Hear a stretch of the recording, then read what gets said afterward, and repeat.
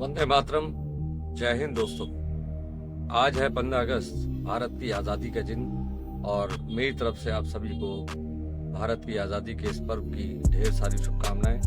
स्वतंत्रता दिवस की आप सभी को ढेर सारी शुभकामनाएं। तो दोस्तों, आज आज़ादी का दिन है। हमारा भारत आज संघर्षपूर्ण आंदोलन और विद्रोह से जूझता हुआ आज़ाद हुआ था, और इस आज़ादी में न जाने कितने लोगों ने अपनी कुर्बानियां दी।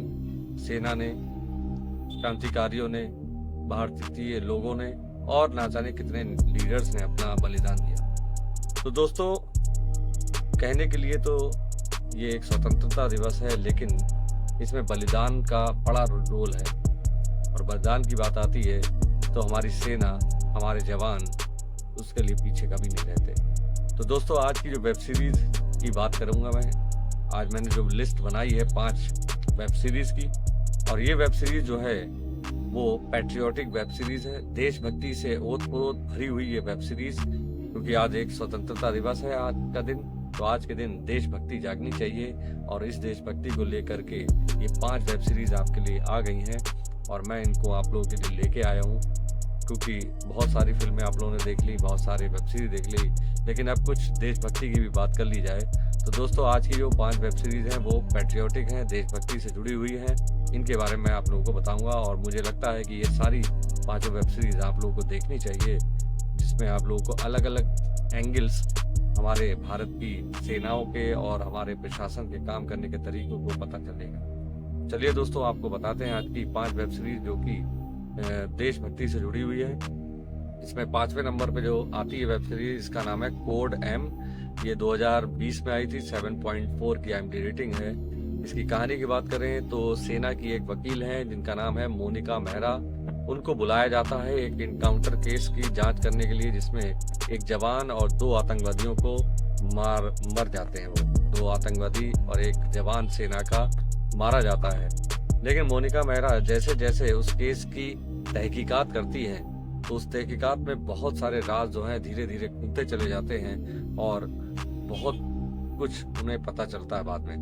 तो क्या वो राज हैं, आखिरकार ये इनकाउंटर में क्या हुआ, क्यों इनकाउंटर की जरूरत पड़ी, ये सारी चीजें देखिए आप इस वेब सीरीज में।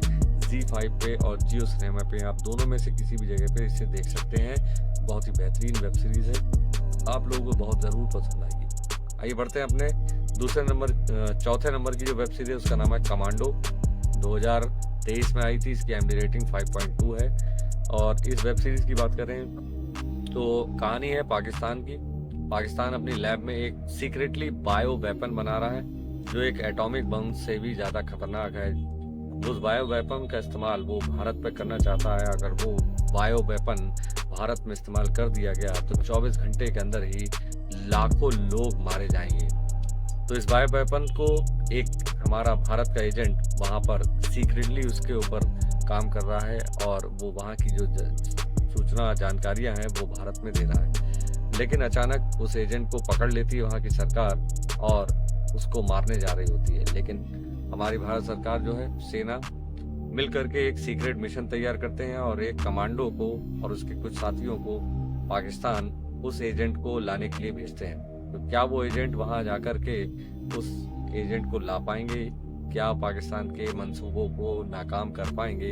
क्या वो बायो वेपन भारत पर अटैक कर पाएगा या नहीं? ये सारी चीजें आप इस वेब सीरीज में देखिए। बहुत ही बेहतरीन वेब सीरीज है कमांडो। ये आप लोगों को हॉटस्टार, डिज्नी हॉटस्टार पे देखने को मिल जाएगी। आइए बढ़ते हैं अपने तीसरे नंबर की फिल्म वेब सीरीज की तरफ। इस वेब सीरीज का नाम है बार्ड ऑफ ब्लड। ये 2019 में आई थी, इसकी IMDb रेटिंग 6.8 है। कहानी की बात करें बार्ड ऑफ ब्लड में, तो इंडिया के कुछ एजेंट्स हैं जिनको तालिबान ने पकड़ लिया है, और अब वो उन्हें मारने जा रहे हैं। और क्या कहते हैं, हमारे भारत जो है, भारत से 3 एजेंट्स को चुना जाता है उन सारे भारतीय एजेंट्स को तालिबान के कब्जे से छुड़ाने के लिए।